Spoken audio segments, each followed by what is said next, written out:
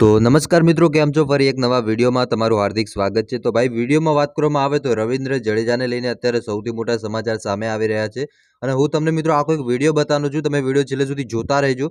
એટલે તમને આખો વિડીયો બતાવવાનો છું, હમણાં જ વિડીયો બતાવવાનો છું. તમે વિડીયો છેલ્લે સુધી જોતા રહેજો. અને એની પહેલાં જે કારણ ભાઈએ આપણે ચેનલને ભાઈ સબસ્ક્રાઇબ ન કર્યું હોય તો જલ્દીથી વિડીયોને લાઇક કરીને ચેનલને જરૂર સબસ્ક્રાઇબ કરજો, જેથી કરીને ભાઈ અવનવા વિડીયોની માહિતી તમને સૌથી પહેલાં મળતી રહેશે.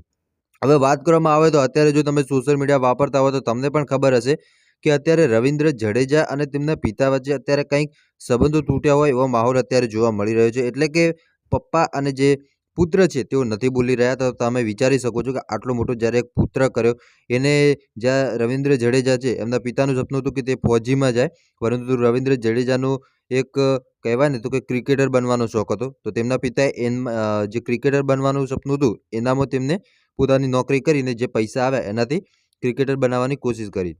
હવે આગળ વાત કરવામાં આવે તો તેમનો જે પુત્ર છે એટલે કે રવિન્દ્ર જડેજા એ હવે ક્રિકેટર તો બની ગયો, પરંતુ ક્યાંક ને ક્યાંક તેની મર્યાદા, માન બધું જ ભૂલી ગયો છે. કારણ કે અત્યારે જો વાત કરવામાં આવે તો રવિન્દ્ર જડેજા પાસે માન, સન્માન, રૂપિયા, ધન, દોલત, કીર્તિ બધું જ છે, પરંતુ ક્યાંક ને ક્યાંક મા બાપનો જે માન છે, સન્માન છે એ નથી. અને તમે વિચારી શકો છો કે આ રીતે રવિન્દ્ર જડેજા છે તે પોતાના માતા પિતાથી દૂર રહે છે. જ્યારે દૂર રહેતો ત્યારે તમે વિચારી શકો છો કે મદદ તો શું કરતા હશે.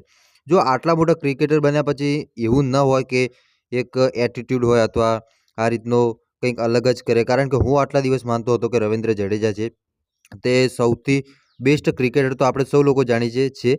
પરંતુ માન, સન્માન અને મર્યાદામાં રીવાબા જાડેજા સાથે સાથે રવિન્દ્ર જડેજાનો ભાઈ હું ફેન હતો અને હું પણ માનતો હતો કે આ બંને જણા જે છે તે ખૂબ જ સારું. અને તમે જોશો ક્રિકેટમાં એકદમ સાડી પહેરીને આવે છે એટલે કે બધાથી અલગ લાગે છે ગુજરાતીની એન્ટ્રી.